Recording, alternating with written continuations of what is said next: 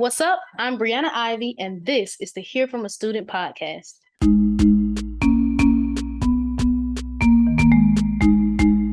All right, Alessandra, how you doing today? I'm doing good. I'm doing good. All right.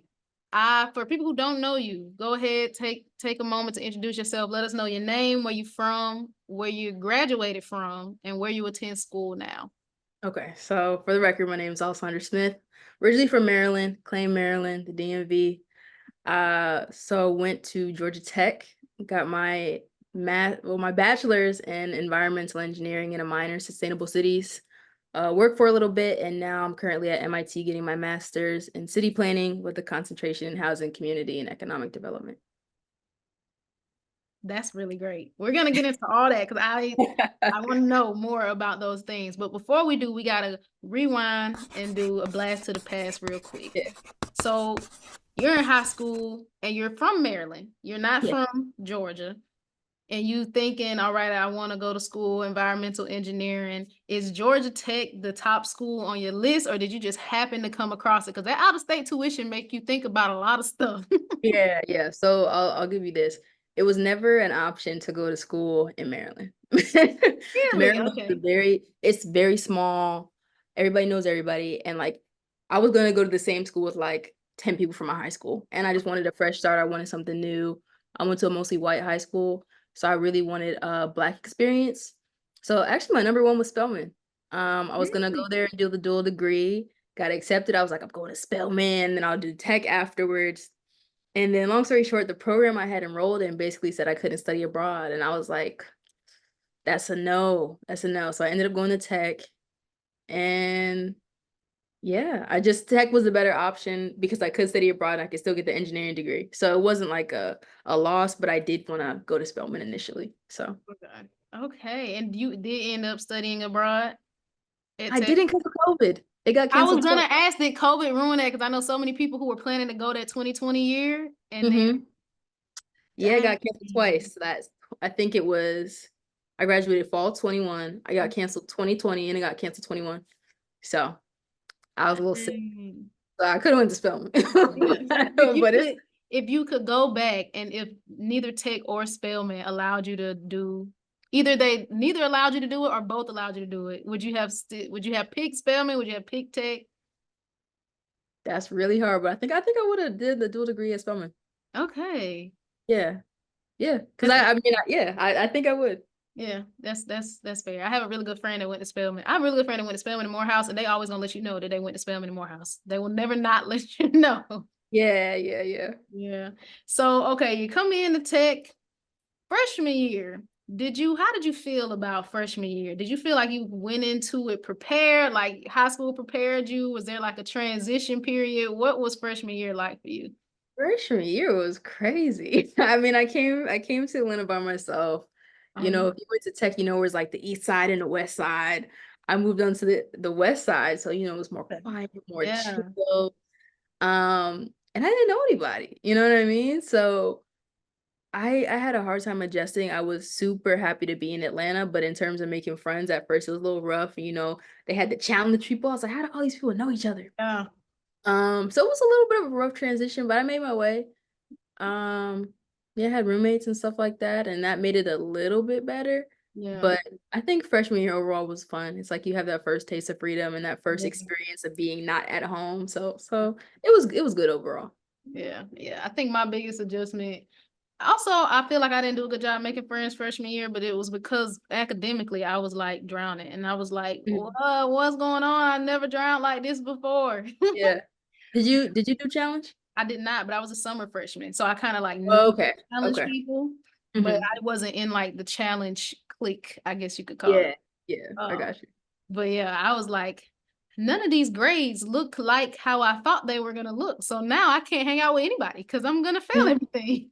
Yeah. Yeah. So it took me a minute to get out of that and learn how to balance the two. But in terms of academics, I'm sure did you have to take physics?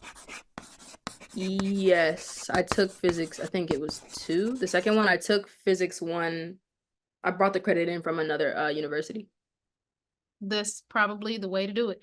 Okay, because I was Yeah. gonna ask what I was gonna ask, did you have like do you feel like the classes were super challenging like before you got into your environmental classes, or just when you got into the environmental classes that you was like, wait a minute, what's going on here? It's rough. I mean, some of the engineering stuff beat me up. Like dynamics beat me up. I think some of the more environmental classes were like organic chemistry. Um, we You had had to to take take that. organic chem? Yeah. I think we took a lot of like, I feel like environmental systems classes. I took some ones that I wanted to take, like climate change, like the science of climate change.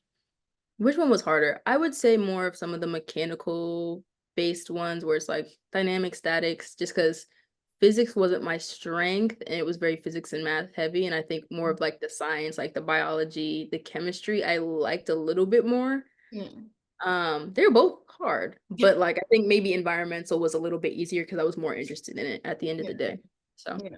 I feel like that interest made a lot of difference. There were a lot of electrical classes I took that the grades did not reflect my interest in the class. Like I was Mhm. really interested, so it made it a little bit easier to like want to study this. Yeah. Also, they were just fundamentally difficult. So Hmm. let's talk a little bit more about environmental engineering because I Yeah. think for me, I'll say sometimes as someone who doesn't know a lot about other majors, the line gets blurred between like what's civil, what's environmental, Hmm. Hmm. not architect. I feel like I got a pretty decent understanding of architect, but I guess civil and environmental, I feel like I get them confused. So what would you say is like the clear difference between the two, and then how would you describe your major? Yeah, so the easiest thing to know the difference is I would say that environmental engineering leans on more the natural environment and civil engineering leads on the built environment.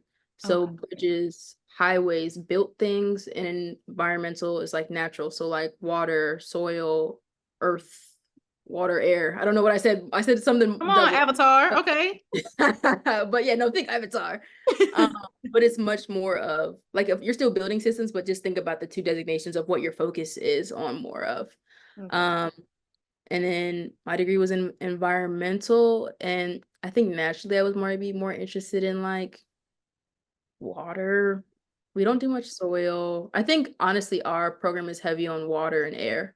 Okay. Like I took the air pollution class, took some water courses. I think tech's focus is more in that direction versus like soil and some of the other things. Yeah. Did you have like some favorite environmental courses or favorite and least favorite? So air pollution was really good. Okay. The science of climate change was really, really good because I feel like a lot of people talk about climate change but do not know scientifically how it works. So I think that was a great class. There were a lot of courses, well, not a lot. There were a few courses I took outside of like engineering that I liked. I took an entrepreneurial class. That's Forgot who it was under. But that was a really, really interesting class that I liked. mm. The hardest class I took ended up being dynamics, and the way I remember it is so funny. People were like, C's get degrees, and I always remember D for dynamics because I got a D. And the D was passing, so I don't care. Mm, Um, Dynamics. yeah. I've So heard horror stories, so I didn't have to take dynamics, thank the Lord. But I've heard mhm, horror stories about dynamics, heat transfer, and orgo. Those are the three classes that I didn't have to take that I always yeah, heard the horror stories about. And I just yeah, really thank the Lord that I didn't have to take dynamics or heat transfer because you didn't take heat transfer either, right? yeah. Okay, yeah. So you only had one of the three horror stories that I heard about. Two? Oh, I had, or yeah, I took orgo. do you feel like it was applicable to like the knowledge you needed, or that it was just one of those things that you just had to take? No, I understand. no, I don't. I think I'll be honest. I think I love college is great. Go to college. I think a lot of the courses that I took were very technical. And unless you went to a very specific technical field, you might not use that information. But even if you do, you still have to learn it through like an application of Mhm. how your company or your field does it. Mhm. So I think the background is great, but you still got to relearn when you go to a job and have to apply it. So Yeah. I feel yeah. like that's true for a lot of things. I feel like it's something I say about colleges, like you said, go to college, but it gave me the tools in the toolbox so that I can get to where I need to be understanding wise when I get into the Yeah. job. Like I Yeah. don't use, they made me take microelectronics. I don't use nothing that I learned in there really, but it's just Yeah. the base knowledge for what is happening inside of this world. But do I Mhm, use it per se? No. But do I mhm. need it? Maybe. I don't know. Yeah, that's fair. And I think like the biggest thing I took away from tech is like tech taught me how to learn. And we'll go into this later, but MIT taught me how to think. Like, Well, come yeah, like on. Okay. Okay. Let's keep going so we I can get. didn't expect that reaction, but That yeah. was good. Cause Yeah. yes. Okay. So let's keep going through tech so we can get to grad Yeah, school. yeah, yeah, yeah, yeah, yeah, yeah. um, you said you had a sustainable cities minor. Yes. To me, that sounds like the built environment and not the natural environment. But how does it connect to the natural environment? So I'll preface it with this. That minor was not under engineering, it was under the College of Design. So Oh, okay. it was a mix. It was sustainable cities, like they built down the minor so that you're really getting a sense of planet, people, economics. Minor was really focused on understanding the basis and how they're applicable in all of those three realms. So it wasn't really much environmental engineering or civil engineering. It was I would more just design, just how to think through those lenses when you're designing a place, which I appreciated. And you might have answered this, but what were you, when you picked that minor, what were you hoping to gain to add to the major? Does that make For sense? sure, for sure. I think, environmental engineering, people are going to think you're like a sustainable person, like go planet, Yeah. But I think the one thing that I was like leaning into more, I don't know where it came from, was just like the prioritizing people. I Mm, think as engineers, like we have, the ability to make systems and better the environment, but if we're not doing that in a way that's equitable and that brings other maybe disadvantaged people or people who aren't in the picture usually to the table to help design those systems, and in my mind it's not worth it because you're yeah. not doing service to those people. So Yeah. that's where it inspired the minor. Okay. Okay. And that was under design, not engineering. Yeah, That's yeah, interesting. But maybe it makes sense. I don't know. I feel like it will be under either civil or environmental, but maybe design makes sense. That's yeah. interesting to think about. Um, what do you think was the most challenging thing about studying environmental engineering? The most challenging thing, and I had time to reflect on this, to Mhm. reflect on this journey. The hardest thing, the hardest thing about my major, Mhm. I'm gonna lean on saying that of all the engineerings at Tech, we had the most science. And I Okay. think I think it's one thing to like be involved in the science and nature of it, but also like the math, the physics and all of that. I think that was hard Okay.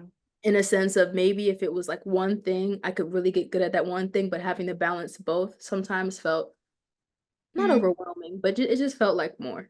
yeah. Um, like if I just had to do the science, I would be like, oh yeah, this is great. But Yeah. having to do like, like, cause I'm not the best at physics. I did what I could. I got out. But that plus the biology and the chemistry and the dynamics is Yeah. it's a lot. So yeah, I think that's my answer. Probably not the best answer, but that's my answer. No, that's valid because if I had to take, so they made us take chemistry, and that Hmm. honestly was probably the hardest class I ever took at Tech, and I took all of the electrical classes, but chemistry, for Hmm. whatever reason, my brain could not put those together. So Yeah, I yeah. cannot imagine having to also take other sciences, like the biology, I'm gonna just tap out because I just feel like my brain would be like, you know what? We've had enough of that. So Hmm. I can see how having to do the both physics and orgo. What? Yeah. You should never have to take classes that have multiple help desks. If it has a help desk in the academic Yeah. success center, you should only have to take one. That's how I feel because they You know might you might need to send that to Tech. Have that as a you should recommendation only have to take alone. one of those. Yeah. Oh my gosh. So yeah, so that's valid. I think that's a good answer. Um, and you said of all the engineerings, and there are a few. Do you feel like the way that I guess the other, I'll use popular for lack of a better word. Do you feel like the support that the other popular engineering majors got? Do you feel like environmental engineers got that same type of support? Like when it came to career fairs and resources for like internships and stuff like that. And if you don't feel they got that type of support, how did you bridge those gaps? My answer is absolutely not. I Okay. think it is outside of nuclear engineering at Tech, from my understanding, environmental engineering is probably one of the next smaller engineering majors, in comparison to like computer, Mhm. mechanical, electrical. So I think our career fairs our career fairs were smaller. So you maybe have a similar type of, person going to the career fairs, like not a lot of variety. And in terms of support, I think that's why I stepped out into that minor. I think environmental engineering firms were coming, but I was like, "Oh, but I'm interested in sustainability." And I had to kind of step out of engineering and go to other places to look for what I was interested in. Mhm. I mean, OMED seat office, and I think also that we had I don't know if it's still like active, but like a Black civil environmental engineering chat, and they would Mhm. like send opportunities in there for people who are currently in the field, and that helped a lot. Yeah. Uh, yeah, and just like general, like I guess like networking per se. Um, but yeah, I mean I found the resources, but I think it's different because for me, I didn't want to maybe do something conventional with my environmental engineering degree. It's like I wanted to take it as an inspiration and then do something else with it. So Yeah.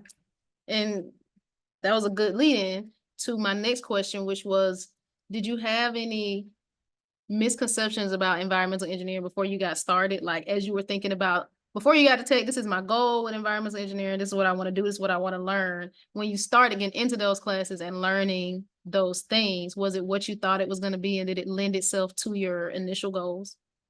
yeah, it is not what I thought it would be. I thought I was gonna save the planet.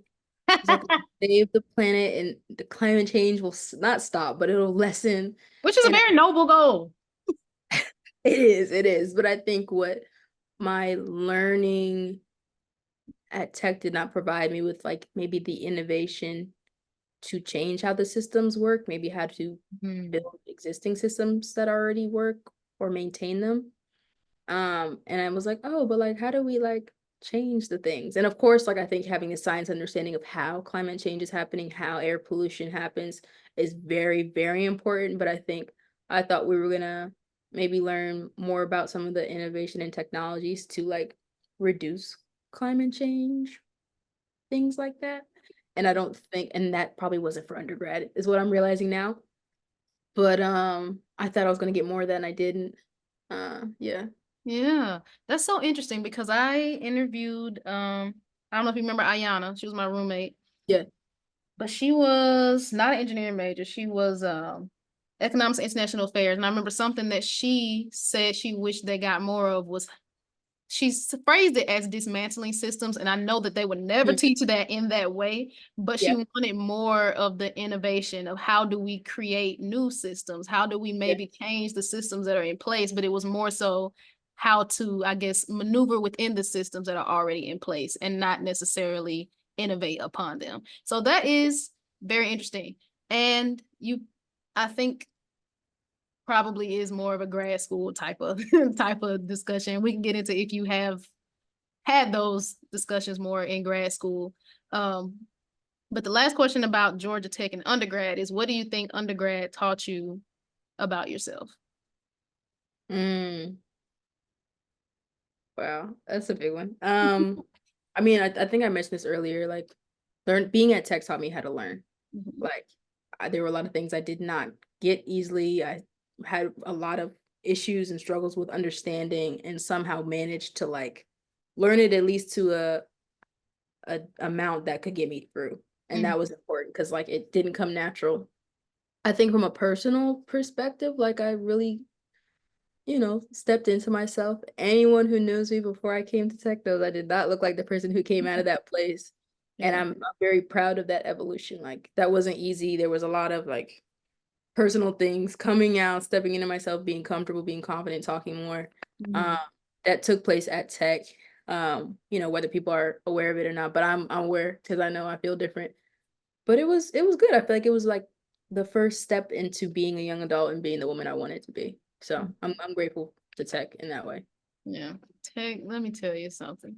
I always say it was the best of times and it was the worst of times because it really did a lot for me as a person. Yeah. Like you said, the Brianna that came into tech in 2017 is not the Brianna that left in 2021.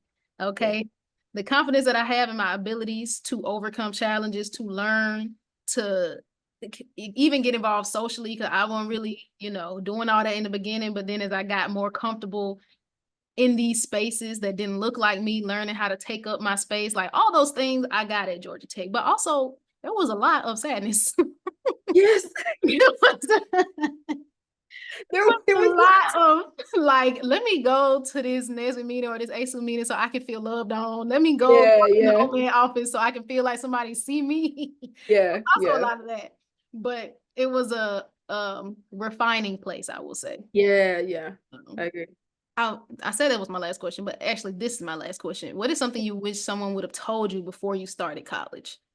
Like just a general, doesn't have to be specific to the major, but like before going into college, I wish I would have known this. Would have known. Yeah.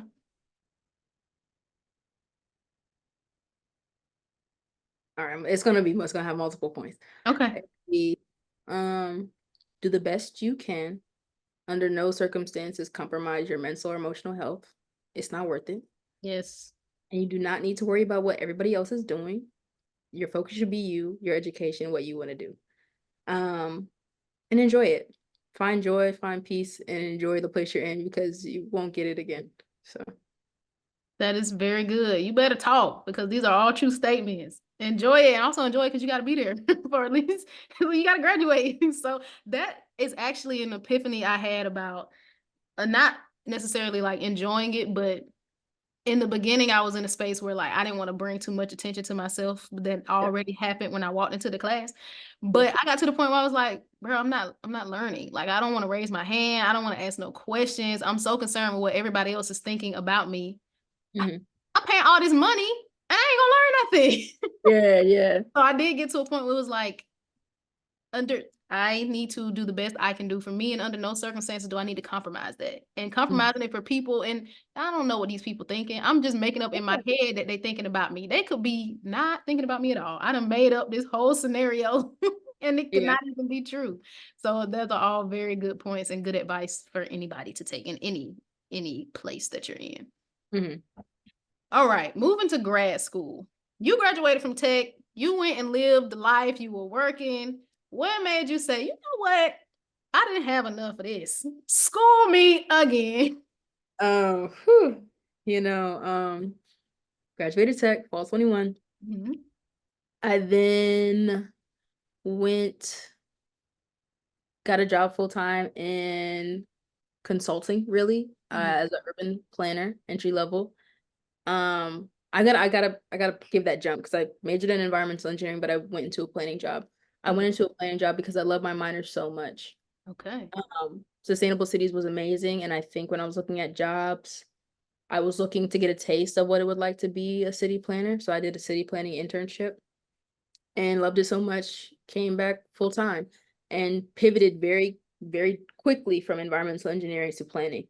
Okay. When I was at the company, I enjoyed it. I loved it. I was learning. My internship was great because it was super innovative in the sense that I got to work on a project that was like not really client based. It was innovative. We had to constantly think and iterate and things like that. And I was like, I love this. Yeah. I was working there and I was like, like I told you before, it's like the people. I wanted to work with the people. So my whole thing was like social equity, social impact. How is the work we're doing improving the lives and the quality of life of other people? Mm-hmm. And it was coming up in little bits and little bits. And I was like, I'm not gonna get the experience that I want. And I know I should be getting to do the type of work I want to do, working on like client-based projects. Mm-hmm. It's gonna take maybe 5 years, maybe 6 years to get the type of exposure I want versus if I go to school, I can get in too. Yeah. And I can get a lot of it in a concentrated way that I can use for the rest of my career. So I think maybe that kind of yearning for more kind of led me to grad school. Yeah. And knowing that I wanted to do it. It was like, okay. I know for sure this is what I want to learn in grad school. Yeah. So that's what motivated me to start applying. I guess what was it? Almost a year ago now. Like Yeah. yeah. So that's what inspired me to go back. Yeah. Okay, wait. Talk to me about city planning because I guess, yeah, just talk to me about it. I'm not gonna Yeah, ask no you know what's make funny? You know it what's sound funny? dumb. We make this joke all the time. Nobody knows what planners do.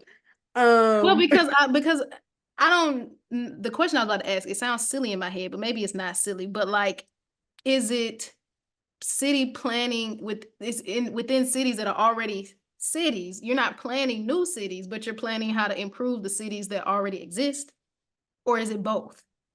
Or you it can just tell me what it is. it can be both. I think Okay. so. I'll take a step back. So planning, city planning. Um, there are different applications. If you think back to thousands of years ago, the ancient Mayans, the ancient Greeks, they had people who planned those cities and the layout of those cities like in an intricate way. Yeah. That's where now almost every city we live in has a planning department. They do the Hmm. zoning, they do like land ordinances, they do a lot of things in terms of creating the structure of how things are placed in the environment you live in, where the houses are, where the mixed use is, where commercial is, where industrial is. They put Okay. that on a map and it's all zoned out, it's all written out. And they have a lot of laws and policies that govern the way people interact, the way businesses have to operate, things like Yeah. that affect your quality of life, like people were saying like, gentrification, like that's planning. And it's not more than planning, it's real estate, it's a lot of other industries, but planning has a piece of that. Um, you Oh, think snap. about, like where parks go, like just planning is everything. But my thing I think is like everybody has the ability to plan, like that city planning maybe from like a city perspective, but I was doing planning on the private side, so planning for clients. That could be like I think one example is like we would work with clients around campus space management. So how are you planning when you're moving buildings around? Like when Georgia Tech gets a new building, they have to hire a consultant to tell them exactly how many square footage they have in that building and how every piece of that space will be allocated, you know? Oh, So wow. that's planning. So planning can just be there's so many different applications of it. It's not just for cities, it can be for land, it can be for campuses, it could be for medical centers. Um, there's a lot you can do with it. So This is blowing my mind right now. This is so good. yeah. I've never thought about that.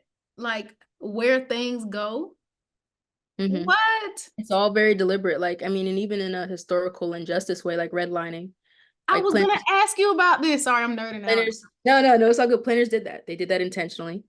And like they did that intentionally. Planners, like those are planners, not to paint a bad light, but it's like Yeah. that's why I'm so interested in being in that field because a lot of this was done deliberately, and it's like a lot of time and energy has to go back into it to like Yeah. do And better like by school zones and stuff. Oh my gosh. even things like bus routes, transportation planners. Like, like they're like there's so much. I can geek out about it, but And I I get would let really you, but into I it. understand we have things to do today. That's crazy. Okay. Is there like a part of planning that you enjoy the most? Because I know you said there's different applications. So is there like an application that you was like, this is my bread and butter, or is it just like the planning in general? Planning in general, but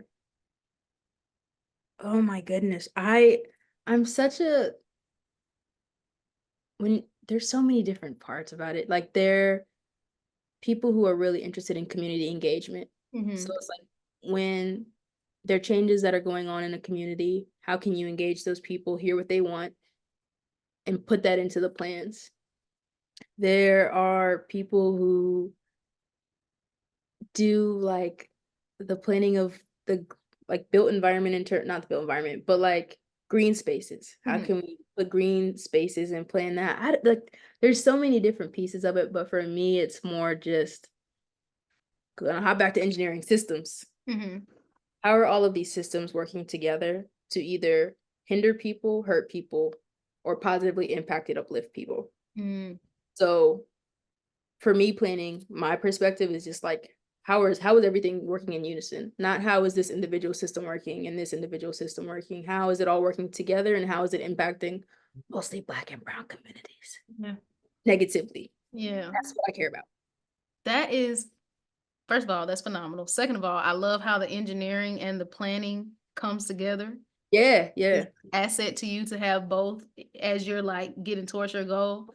That's phenomenal. Okay, back on to the questions that I had. Yeah, yeah, yeah, for sure. M.I.T, that's where you're at now, right?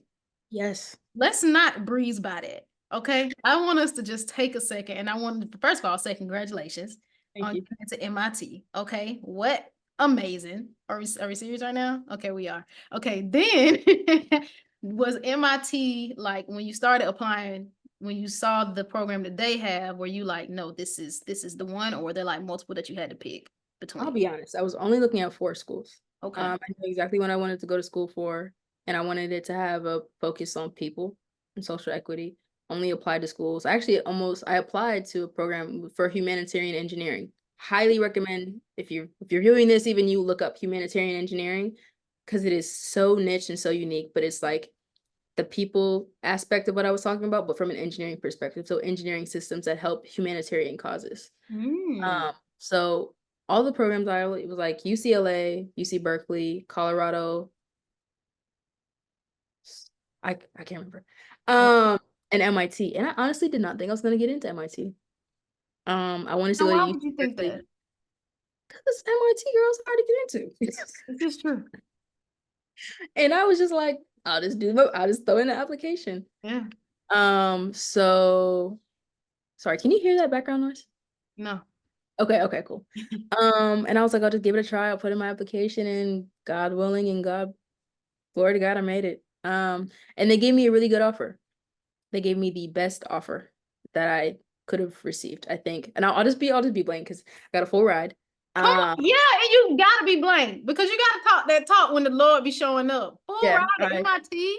yeah, and then I got offered a job. So I got a full ride and I got offered a job to work under a lab that I thought it was going to be great for what I was wanting to look into and a great source of mentorship. And it's been that. So you can't turn down things like that. So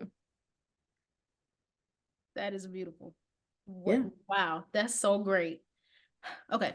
First of all, I'm so happy you sent in that application to MIT because sometimes I have to remind myself not to tell myself no before somebody else does. And sometimes Yeah. it's easy to be like, this probably won't happen, and then just not do it instead of just taking that leap of faith. So I'm glad you did that. Yeah. Congratulations on getting into MIT. Thank you. Now you're in MIT. Yes. You've done 1 year in grad school. Mm-hmm. You're actually on the campus. So I'm in grad school and I'm online. So what has grad school been like in comparison to undergrad? Woo. I guess you can do social and academics. Academic who? This is not like undergrad. I'll give the context that with my particular program, you are mandated to do a thesis. So I think thesis programs versus non-thesis programs are very different. Mm-hmm. So there's a lot of thinking. Yeah. You are prompted to do certain things. You are learning different ways of doing things, past, present, future, Mm-hmm. and you are continually challenged on how you see it. How did you see the thing done in the past? How do you see the thing done now? How do you see it being done in the future? And they dig into like, well, why do you think like that? What do Yeah. you think? How do you see their opinion on this? How does it draw into what you feel about this person's opinion? So like I told you, it was like MIT taught me how to think. I think about things so differently. Yeah. I think the thing I'm grateful for is that I do not just see it from a US perspective. I think I have much more of an understanding of some international perspectives and international systems, and there's a lot of value in how other countries and other cultures think about things, which Mm-hmm. I don't think I got in undergrad. Yeah. Did I miss one of your other questions? I asked you about the social difference between grad school and undergrad. Um, probably the biggest. Oh no, they're both big. In undergrad, you all come in at a high school. For the most part, Yeah. around the same age. You usually maybe some people either lived at home or are commuting and living at home. You still have that dynamic. People here are married. They Yeah. have children. You could be friends with a 35-year-old and friends with like a 24-year-old. Yeah. You got people from all over the world. 50% of my cohort is international. Wow. We have lots of different languages. We have lots of different perspectives. and bringing together all those people and having their mind just interact is so, so different. Yeah. Socially, MIT is, it's not Atlanta. Hmm. It's an international school, and it's mostly, I don't know if most people know this, but MIT is mostly graduate students. I Hmm. think it's about like 2,000 undergrads and 6,000 graduates, about ish. Those proportions might be right, but those numbers might be off. And it's a research institution. People here are for their research. Yeah. I think it's not like, oh, like, like we're trying to just do this for fun. People are trying to get publications. People are trying to be innovative. People are trying to do things for the world in their own field. So I think it's inspiring that a lot of people came here because they want to do something. Yeah. Uh, they want to see it done, maybe here, maybe in their home country, maybe in a different place. So I think socially, just the mix of ages, cultures, and perspectives is probably the biggest thing socially. Yeah. Yeah. I'm thinking about all the perspectives that you get when you're working with so many different people from different places with different backgrounds. Hmm. Yeah, that's probably the innovation that you were looking for in undergrad that you're Oh finding yeah, now. yeah, yeah. I wasn't gonna get it in undergrad, but that's what advanced degrees are for. So Yeah. That is true.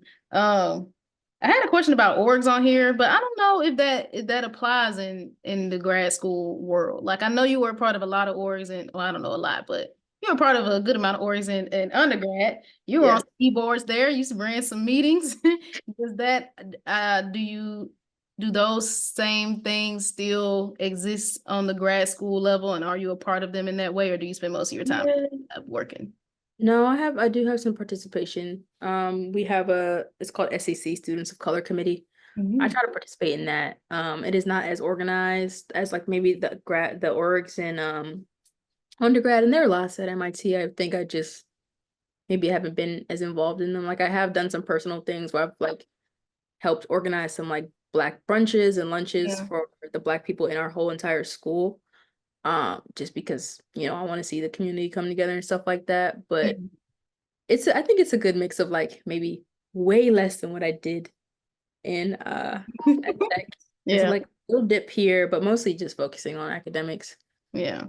Did you say what, I don't know if you can say, but did you say what like lab you work in? Like what type of work you're doing? Yeah, no, I'll hype up the lab. I love my lab. It is called the Community Innovations Lab, CoLab for short. Yeah, it's when people say lab though, I do want to reiterate this is not a science lab. This is Yeah. like a thought lab. So I'm not Okay. there like with the beakers and the drops. We're thinking, we're talking, we're innovating in terms of how things look in communities. Yeah. So Okay. That's cool. And I want to ask, like class-based still, or is it like, because I know you have to do the thesis, so is it mostly like research and out into the world? Like I guess, what is the structure like? sure. So at MIT, we have a core. There are certain classes that you have to take, Okay. and there's some things you can test out of. A lot of people test out of courses. I took maybe like 4 core classes last semester, 2 core classes this semester, and that's it. Now Okay. I have to do a class this coming fall for my thesis, but it's just like thesis prep. But other than that, it's like take the core and then take whatever classes you want and do your thesis. Okay. Have you taken any classes that you're like, man, I love this? Or now at this level, is it like, I love all this? It's like I love all my classes. Yeah. Oh my God. I love my classes. I think this, like a lot of last semester was a lot of planning just because it was a lot of core. This semester I stepped out of planning and I took a lot more real estate Oh, and leadership classes. okay. Um, Love them. Took a data science and real estate course, took a course called The Art of Leadership, took a course called Leading with Impact. Oh, these are cool. Yeah, I took a class on vacancy housing in Baltimore City. Um, I have not a thing negative to say about any of my classes. I loved my classes this semester. So Yeah, that's really cool. And there's so many different kinds of classes, like not just the planning, but like leadership and then like real estate. That's cool. project delivery, all of it. I mean, but I am maybe a little I do love business things. Like I want to, go into the entrepreneurial space at one point. So Yeah. I getting as much of that I can get here for Yeah. when I can for free, I'll do. So Yeah. yeah.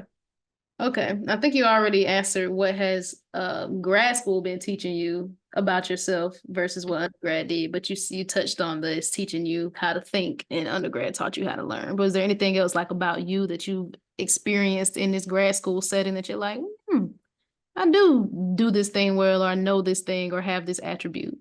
Yeah, I think like I kind of asked me about undergrad, and it was like I stepped into the woman I'm becoming, and I think here it's like I'm not afraid of her. Mhm. Like I'm very much like a little less unapologetic, a little bit more firm on the way that I think, and knowing that the way that I think is different and that it's an asset and a strength.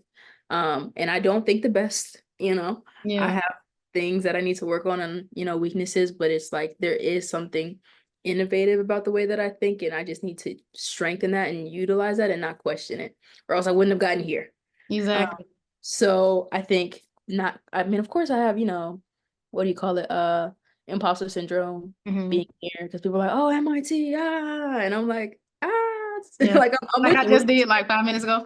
Yeah, yeah, yeah. But it's like I do that myself, but it's like there's a reason I'm here. Like they picked me and I have to remember that and like walk in that. So Yeah, I think not being afraid of that has been something I've been stepping into more. Uh, that's beautiful. So how long is this program? 2 years. 2 years. Oh, you're 50% done? Yeah. Wow, that's amazing. So once you get out of the graduate from this program, do you have like a a big goal in mind, or is it just like once you get there, you'll get there? Or do you have like a man, I'm excited to have this degree so that I can take the next step towards this? I have no idea what I'm Okay. gonna do when I get out of here. All I know is that this degree is going to much better position me to go in the direction I want to go, and it gives me much more of the tools and resources I need to do it. Okay. And I'm open. I don't know. It's like you even heard with the classes I'm taking, planning classes, I'm taking real estate, I'm taking project delivery, leadership courses. Like I'm open. Um, I just want the role to be well suited to me and me well suited to the role. Mhm. But yeah, no, I have no idea what it looks like after this. Okay. So That's cool. I just wanted to know. Um, so now I have a couple of questions about environmental engineering and sustainability. First one, what does sustainability mean to you, and why is it something that people should always be thinking about? Or do you think it's something people should always be thinking about? yes. To me, sustainability, learning from tech, keep learning it. You hear people put different plays on it, but it's really three pillars. You have the planet, you have the environment, you have people, you have their lives, and you have the economics. Hmm. The thing about sustainability is that if you look through the lenses of all three of those different pillars, it's sustainable. You can't think about people and the planet and not think about the money of things. People, you can't think about the environment and money and not think about the people. There's gonna be a point. I think one thing I really love that tech is like you think about a seat with three legs. You take out a leg, the chair falls. Yeah. Like you need it to have a strong foundation. And it's like people should care about it because it's relevant to you. Like we rely on these natural resources for the things we consume. We have money to buy the things that we consume to make Yeah. us happy as people. And it's just if sustainability isn't always going green, it's like, like also thinking about the people around you, thinking about, the finances of things, where your money goes. Yeah. Again, for the people, where your money goes, being Yeah. aware of that, like that's a different lens to say, like, oh, I'm being sustainable in this way. Yeah. So, I yeah. think, I think when you say the word money, people's ears perk up and they pay attention a little different. But I think, Mhm. like you said, they are intertwined. I don't know, honestly, if most people think about them as those three pillars as being intertwined as much as they are. I feel like once you say it like that, people are like, oh, yeah. But just in general, every day, people are like, no, no, no, no, no. Me, Yeah. I'm separate from that, and that's separate from me. But really, they all work together. Yeah, everything is relying on each other, Yes. So, Yes. And earlier, and also, I don't know if I saw this on your Instagram or something, I can't remember. But you were talking about equity or inequities, social inequities, things like yeah, that. Um, and the gaps and how you want to bridge those gaps. yeah. Do you think bridging those gaps, those inequality gaps, is has tangible steps that people in the important places can actually execute. Because I know sometimes like I'll have big ideas, but it's like, what is something tangible that we can actually implement to like close these gaps that of course are systematic, that have been there for so long, and like how do we do our part in closing them? And I guess your part specifically in this industry that you're in. That's a really, really good question. And I think I have a multi-part answer, of Okay. course, but I think the very first thing is being aware that the gaps exist. Yeah. Gaps everywhere. And I think if you are not cognizant and aware of them, that's the first issue. So I Mhm. think in whatever space that a person is in, whatever industry, there's going to be a gap, and it's probably like something you can see, but it's also probably rooted to something systemic. Mhm. And if you can see that gap and see the why, you're probably better off than half the people around you. And I think bringing attention to other people is honestly the first tangible thing, Yeah. because them having that knowledge and insight, they're probably blind to it. You know, it's like you probably see a lot more issues at your workplace than other people do just naturally. Mhm. And it's like bringing that to their attention and not being afraid for it to be out and open and seen, I think is the first tangible thing. I think that's the first thing. I think I don't wanna go too much into it. I think Okay. awareness is the first thing. Okay. Um, and then okay, I'm gonna elaborate. Okay. And then depending on when you get into, like, a higher role or position where you have maybe a little bit more power, a little bit more pull, Mhm. um, it's knowing what your industry what part your industry is playing in it and collaborating with others to help minimize that gap. It's like, Yeah. okay, once you make it aware and once you get to a place where you can do something about it at a much higher level, like collaborate with other people, collaborate with nonprofits, collaborate with those in the philanthropic sector who know how to do these things, Yeah. is literally start to close the gap. Yeah. It's like first awareness, help other people get aware. But then once you get to a place where you can pull more strings, start to pull them. Yeah. That those are two really good steps. I just want to say, because Yeah, okay, I feel cool. like Cool, the cool, first one cool. is the hardest one though. Cause like sometimes, you don't want to ruffle no feathers. And it's like you see this thing, and sometimes, as I'll say for myself as a Black woman, it's like something that I've normalized. Like this is a Yeah. thing. It happens. All right, boom. We're gonna move on because we know how to navigate through certain things. And you don't want to ruffle no feathers. But I feel like what you said as the first step is so good, because you shouldn't be afraid to point out this is a problem, even if it is systematic, even if it is something that is probably, we can't comprehend how to close right now. Just understanding that it is a problem for Yeah. everybody, not just for me, not just for the people that is affected, but it is a problem in general. And then collaboration, I don't even think people get that far, but I think that's also a good one, because it Yeah, yeah, doesn't have yeah. to be you by yourself. I feel like sometimes I may think a problem I see it, so I need to solve it. But I think you made a really good point about collaborating with people who are already in that space, who know the tips and tricks and tools and have the resources and also the hunger to want to solve those problems, to collaborate Yeah. with them. Those are two really great steps. So Yeah. yeah. I surprised myself. I was like, I don't even know where that came from. But I'll That take was it. really great. It was like really profound. I'm like, yes, these are two great steps. Okay. Now we're gonna slide into some questions that are a little more fun, a little bit more imagination. Yeah. If you could take all of your knowledge as an environmental engineer into any fictional universe you wanted and replace a fictional character, who would Oh you God. choose and why?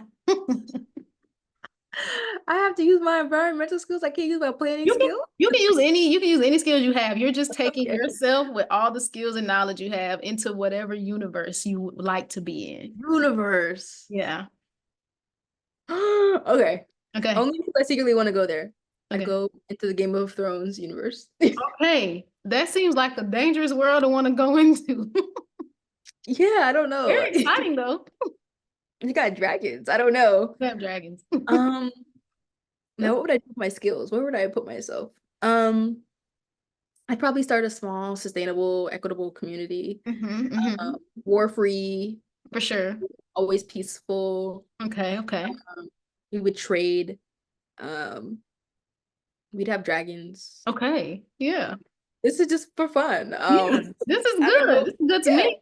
It's gonna the only place in the whole universe with no war, and you're gonna have to be with people yeah. And I'll like, use my, environmental systems skills so we could have, like renewable things and my planning to make sure that we're all good to go. Lots of spaces for people to coexist. yes, people gonna want to be allies with you. Nobody's gonna want to bother you. This is a Yeah. good answer. And You'll be And we have And dragons, so you you have can't dragons. kill us. You would probably survive the entire series. You and your clan would be the only people that survived the entire thing. Literally, literally. Oh, that's good. Okay. If someone was putting together a super team of STEM majors, and honestly, also let's planners too. Let's get them in there because apparently they're there. I've learned right now they're so powerful. What Yeah. would you say is the superpower of an environmental engineer Mm, or a planner now? Because I have learned new things. I'll do environmental. Okay. Will I? I'm gonna do planner. You can do both if you like. I'm gonna lean into planner because I haven't thought about environmental engineering stuff in a few years. Okay. The superpower of a planner. Mm, I actually wrote about this recently. I think somewhere in a paper. I wrote so many papers these days. The Okay. superpower of a planner is that they have the ability to see and understand multiple systems and communicate problems in a way that are hard for maybe other people to see. Okay. So I think planners can reach engineers, planners can reach real estate developers, planners can reach the owners of commercial businesses and say, hey, if we come together, we can do this. And oftentimes, maybe people are siloed in their way of thinking, and planners have a ability to see it all, call it out, and bring people together Yeah. to execute a common goal and a common in like yeah, a common outcome that's Yeah. good for all of those individual people. And planners want to think about their stakeholders and think about who they're helping and think about, I'm going to try to help every single one of your groups. I think that's the superpower of a planner. That was a good answer. Wow. I Yeah, feel like thank you you. just taught me so much right now about planners Yeah. because I Yeah, didn't. planners are super Oh, thoughtful. And I mean, and there's still different types. Like I'm just talking about planners in general, but there's like transportation planners, there's like land use planners. There's so many different types. yeah, So that's really good. If yeah. you were talking to a room full of high school students that wanted to study environmental engineering, what is the biggest piece of advice you would give them? Oh, I can answer this for environmental engineering. Okay. The biggest piece of advice I would give them is to think about, of course, all that environmental engineering, the field and industry currently offers, and think about how to change it for the better. Okay. Think about how to change the systems that they have been referencing for the last few decades. Think about how they can look different and just don't be scared to innovate them. Like they need to change. They shouldn't always be the same. Yes. And yeah, and then I think the biggest thing, and I think this is like my whole thing for engineers now that I'm in the planning field, is just don't think about things for just the end of life use. Think Yeah. about like pre, during, and after. After the system is no longer able to be used, what's going to happen to it and where's it going to go? So That's good because I can tell you that I've had that thought many times. It's always the design, the during, but the end. So it has to go somewhere. It can't yeah, just sit. I mean, it could just sit there, but that's probably not the best solution for it. I think that's what yeah, people do, right? They just leave things sitting there and there's not a plan of like post the life of this thing. What do we do? Hmm. Wow, yeah. that's crazy. If you were talking to a room full of, let's say, college sophomores and they were studying any STEM major, what Huh. would you tell them is a skill that you think every STEM graduate should have? The ability to communicate. Okay. I'm sure y'all are good at science. I'm sure you're so good at math. You need to have more than that. I think the ability to communicate your ideas and communicate with others will prove a more useful skill. Yeah. Technical stuff is good, but the soft skills will get you further faster Yeah. uh, when you're trying to use those hard skills. Yeah. So learn how to communicate. Do you think that's a skill you had before grad school, or do you think grad school taught you that skill or refined that skill? We're fine. Okay. I mean, I'm never gonna be an A1 communicator, but I think I got better working for sure. Mhm. Because you got to learn how to communicate in a different way when you enter into corporate America. Yeah. And grad school, where people are always poking at your ideas, you have to learn how to like not argue, but you have to learn how to like defend your Mm-hmm. ideas, and that's sometimes hard if you don't know why you're defending what Yeah. you're defending. So yeah, it's easy to Oh, find it here for sure. So yeah.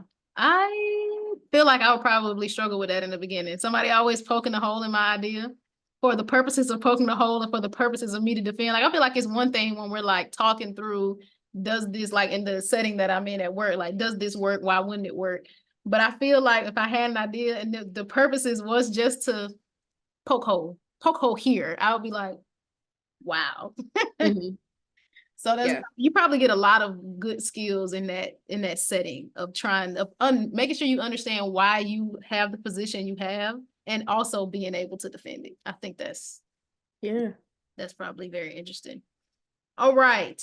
I feel like you've answered this question, but if you work for Webster's Dictionary, how would you define? I would switch it to a planner, but I had environmental engineer, but I feel like you've done a pretty good job of defining what a planner does. Is there anything you want to add to that definition? But I feel like it's been pretty solid. I mean, I think the only thing I'll say is like people might not know what urban planners do, city planners, transportation planners, but I think they're planners in almost every field, but they just don't call them planners. Mm-hmm.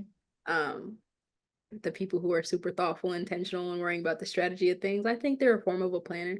I Yeah. think the moms who do the vacations, and let every detail, they're a planner. I think planners aren't maybe called out into the forefront of when things are being done a certain way, but I think a lot of people use that thought line of planning. And then there's just industries where it's like they're planners. Yeah, So that makes sense. And then I guess on the environmental engineer tip, you kind of gave a definition, but if you had to give another one for Webster's, what would you say an environmental engineer is? If you could go back to when that was in the forefront. ooh, okay. An environmental engineer from my long past. When you think about all of the engineerings, you think of, systems, but I think you orient systems that are more catered to the building, the remediation, the mitigation of environmental systems. So systems that are comprising of water, soil, air, I think in whatever other natural elements there are. But you're more oriented to looking at those in a way that involves math, science, and if you're real lucky, physics. I don't know. Only But if you're lucky. that's what I can think of right now. Okay, that's good. That's good. All right. Last round, lightning round. Now, some of these may be geared more towards undergrad, Okay. and that's my bad. But let's see. Let's see how you do in the lightning round. Are you ready? And then I just gotta answer immediately. It just the first thing that comes to your mind. All right, okay. Okay. Would you rather have, I want to change it, but I can't change them now because then it won't be rapid fire. All right, let's just do it. Would you rather have a project assignment or a homework assignment? Neither of which you probably have now. You see what I'm saying? Wait, okay, let me just orient myself. Yes. As of in the past or as of now? Oh, Like with the rapid fire questions. let's do as of now. As of now, homework assignment. Homework assignment. But then also like, okay, final paper or final project? Final paper. Group project or solo project? Solo project. Okay, study group or study solo?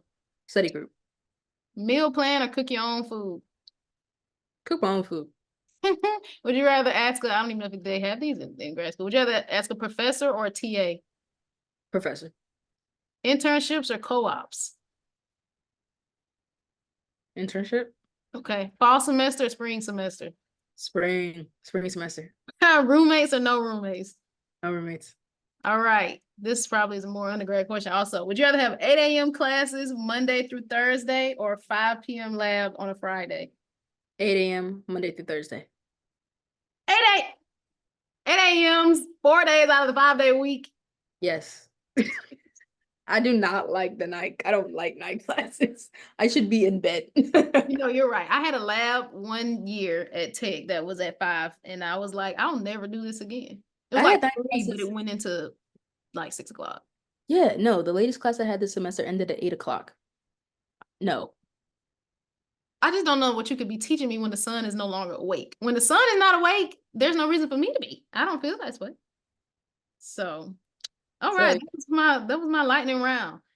Okay. Thank you so much for coming and sharing so much wisdom and knowledge. I feel like I learned so much in this episode. I hope all the audience does as well. And I feel like you opened minds to a new avenue of a career. Because I'm going to be honest, this was so much new knowledge for me. So thank you so much for taking the time to come and share all that knowledge. And I really appreciate you. Yeah, of course, of course. I hope it helps whoever's watching, whoever's listening, and I hope it's insightful. Yes. Thank you so much.